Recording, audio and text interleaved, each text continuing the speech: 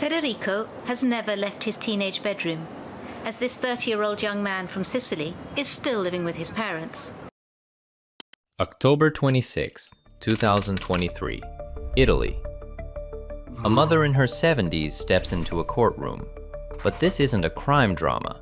She's there to take her own sons to trial. For years, she kept the household running. She cooked, cleaned, and stretched her small pension to cover the bills. Her sons? Men in their 40s, with jobs of their own, but still living in the same bedrooms they grew up in. No rent, no help, no plans to move out. She begged, she pleaded, she waited, and then, one day, she'd had enough. She made the choice no parent ever imagined. Now let's move on to the court case here. So the two sons described in court papers by their mother as parasites, my God, had been living in the family apartment without contributing financially or helping around the house, according to the complaint filed by the woman, who has not been named. In the Tribunal of Pavia District Court, both men are in fact employed, the court documents state. She sued her children. The story spread across Italy, sparking shock, but also recognition, because deep down, many families knew this was not just her struggle. All over the country, grown sons and daughters are still living at home, well into their 30s and 40s. Italians even have a word for it: Bamboccioni, big babies. But behind this nickname is a serious question. Is this about spoiled kids? Or about family tradition? Or about something else? This video looks beyond the headlines to ask that question. This is a story of family, tradition, and survival that still divides a nation.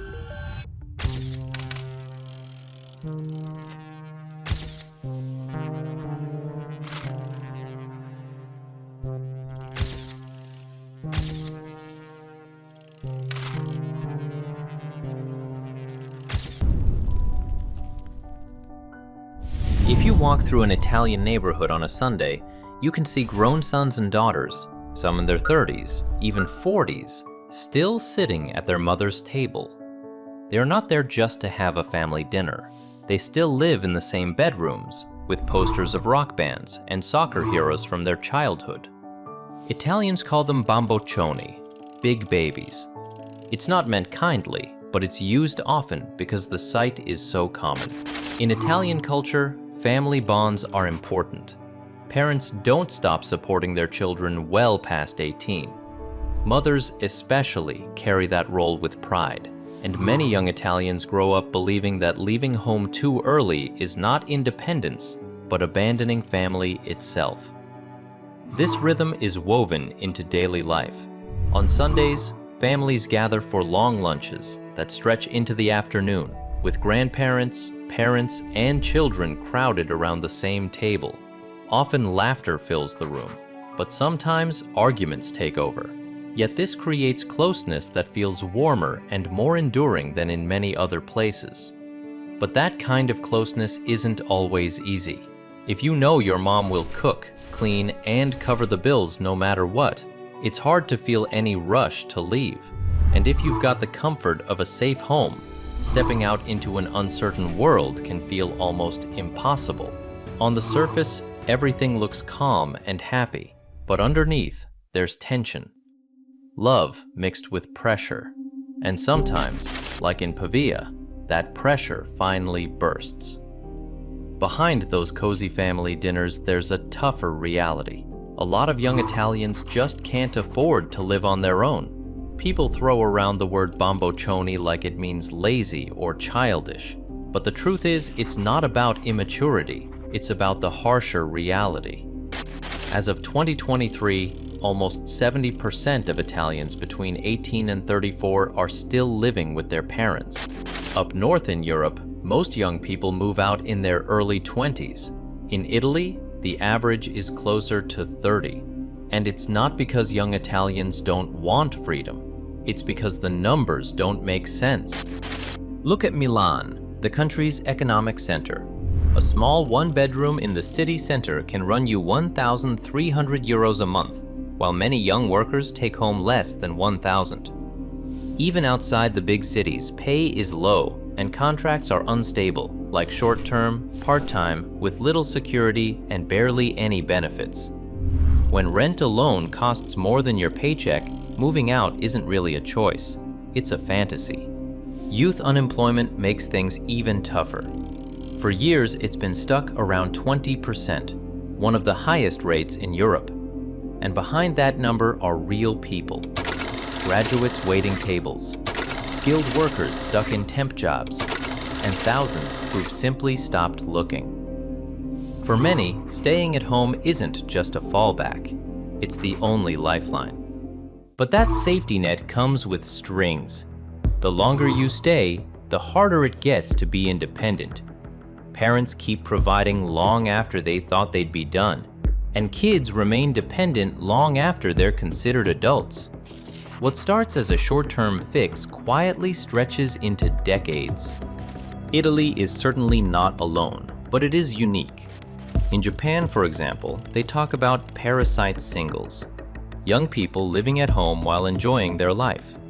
In South Korea, they call it the kangaroo tribe, like carried along in their parents' pockets. But in Italy, it's not fringe. It's normal. It's part of the culture. Northern Europe shows the opposite picture. In Sweden or Denmark, most young adults leave home by 18 or 19, helped by student housing and strong welfare systems. Independence is expected. Italy, however, there's no such support. Affordable housing is scarce and youth programs are weak, so families carry the weight instead. That's the paradox of modern Italy. Young people dream of freedom, but can't afford it. Parents love their kids, but feel trapped by the responsibility. It's a cycle of dependence, driven not only by tradition, but by an economy that leaves few real alternatives. To understand this whole phenomenon, we need to step back to the years right after World War II, when Europe was trying to rebuild from the ruins. Other countries invested heavily in welfare programs and social housing. Italy chose a different path. It leaned on the family. In those post-war decades, the home was survival. 3 generations often lived under one roof. Grandparents cared for the kids, parents worked, and adult children stayed until marriage. Not out of laziness, but because that's how the system was built. When jobs were scarce and the economy was unstable, the home wasn't just a roof over your head. It was protection, a fortress against hardship. And that reliance on family never really went away. While countries like Sweden, Germany, and Denmark built strong welfare states with housing and safety nets for the young, Italy stayed rooted in tradition. So the family became the welfare system. Parents were expected to provide, and children were expected to stay. By the 1990s and 2000s, cracks started to show. People asked if this way of living could last. Politicians debated housing subsidies and job creation, but progress was slow. Some parents even turned to the courts, suing their own adult children to make them leave. Each case wasn't just family drama. It was a snapshot of Italy's bigger problem. One famous case involved a 35-year-old music teacher who took his parents to court, demanding financial support. Italy's Supreme Court threw it out, declaring that independence can't be delayed forever. Still, rulings like that didn't end the pattern. They only made the tension clearer, tradition pulling one way, modern reality pulling the other. At the heart of it all is a contradiction. Italians celebrate family as the cornerstone of society, yet the same bonds are now holding people down. Politicians talk about reform, but housing is still expensive. Wages are still low, and without state support, only parents carry the weight.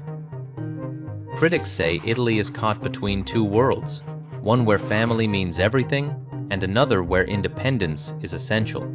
And every lawsuit, every headline about parents evicting grown children forces the country to face that choice.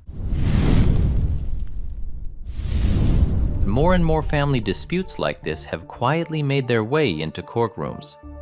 Parents suing children, children suing parents. What used to be laughter and whispered at the dinner table is now argued in front of judges. In 2020, another case made headlines. A mid-30 part-time music teacher took his parents to court, insisting they keep supporting him financially. He earned about $27,000 a year, which is not enough to live alone in Italy's economy. The case went all the way up to the Supreme Court, where the judges dismissed it. Their message was clear. Family bonds can't replace adulthood forever. Independence has to come at some point. Stories like these always spark debate. Some Italians see them as embarrassing proof that the younger generation just doesn't want to take responsibility. Others see them as sad reminders of an economy that leaves young people with no real options. The truth probably lies somewhere in between. On one side, young Italians dream of freedom. They want to move out, start careers, build families, have homes of their own. On the other side, there's reality. Low wages, high unemployment, rent that swallows an entire paycheck. In cities like Milan or Rome, a one-bedroom can easily cost more than most young people earn. Faced with that math, staying home isn't luxury. It's survival. And that choice ripples into adulthood. Marriage gets delayed. Parenthood gets postponed. Life stages shift forward by years, even decades. Today, the average age for an Italian woman to have her first child is over 31, among the highest in Europe. Men wait even longer to marry or become fathers. The result? Italy's birth rate has collapsed. Fewer than 7 births per 1,000 people. It's one of the lowest in the world. Demographers warn of big consequences. With fewer young people and longer living elders, Italy is heading toward a shrinking, aging society. Fewer workers will be left to support pensions, healthcare, and the economy itself. What starts as a family matter, adult children who can't or won't leave home, echoes all the way up to the level of national survival. And still, the contradiction remains. Families continue to provide, sometimes with love, sometimes with resentment. Parents insist their children can stay as long as they need, while secretly wishing they would go. Children are grateful, but also feel trapped. Around the dinner table, laughter often hides fatigue. The Pavia case, the music teacher's lawsuit, and the countless untold stories, they're not isolated dramas.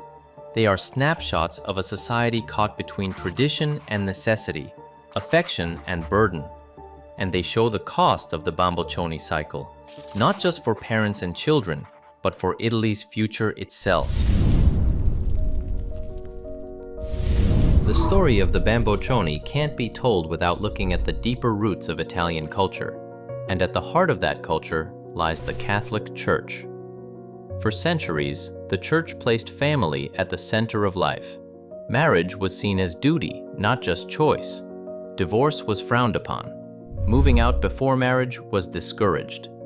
The family home wasn't only shelter, it was also the moral core. Even today, those values echo. Family unity is sacred, and caring for children, no matter their age, is still seen as a lifelong responsibility. That's part of why Italians have stayed home longer. Parents see themselves not just as providers, but as protectors. For many, it feels almost spiritual. And for children shaped by the same values, leaving early can feel like walking away not only from family, but from tradition and faith. But this moral framework now collides with modern pressures. La mamma italiana è una cozza. C'è una cozza nel senso che è attaccata ai bambini morbosamente. La mamma italiana è aggrappata ai figli fino a quando non vanno 30 anni. Però noi cerchiamo di esserlo il meno possibile, anche se non ci riusciamo. La mamma è babysitter, la mamma è bancomat, la mamma è clown. Insegnante. Critics say the Church's grip on family life has slowed Italy's ability to adapt. Others argue the opposite, that devotion to family is exactly what's helped Italians endure hard times. Catholic values, weak welfare structures, and a strong tradition of familism have created a unique pattern. Some call it resilience, others call it stagnation. What's clear is that Italy stands at a crossroads, pulled between tradition on one side and modern independence on the other. And this goes beyond economics or politics. It cuts to identity. For Italians, family is not just private life. It is the foundation of society itself. To change that would mean redefining what it means to be Italian. So the contradictions remain: love and frustration, duty and burden, tradition and change. From the outside, the Bamboccioni phenomenon forces us to ask, is this a cultural treasure? A symbol of unity in a world that feels increasingly fragmented? Or is it a warning, showing that too much dependence on family can hold a nation back? Maybe the answer is both. What is certain is this: Italy's story is not just about economics, but about values. And in a world that's changing faster than ever, its future may depend on how it balances its oldest strength with its biggest challenge. It began in Pavia, with a weary mother who did the unthinkable, taking her sons to court. It was a symbol of a nation caught between love and frustration, tradition and change. Italy's Bamboccioni are not simply big babies. They're the outcome of an economy that struggles to launch its youth, a culture that holds family above everything, and a society still shaped by the church and centuries of familism. The mother in Pavia was just one voice in a chorus of quiet tensions playing out in homes across the country. And yet, in all these contradictions, there's something deeply human about the Italian way. Family can be a shield in hard times, a source of comfort and warmth. But when that unity turns into dependency, it can weigh down both parents and children and slow the country itself. So the question remains, is this tradition a cultural treasure, keeping Italians connected to something rare in today's world? Or is it a warning sign, showing how too much reliance on family can hold a nation back? In the end, the Bamboccioni debate isn't just about Italy, it's about all of us. How long should family support last? When does love turn into burden and protection into limitation? Maybe the answer isn't about choosing one side. Maybe it's about asking ourselves, what kind of future do we want for the next generation? And what role should family play in shaping it?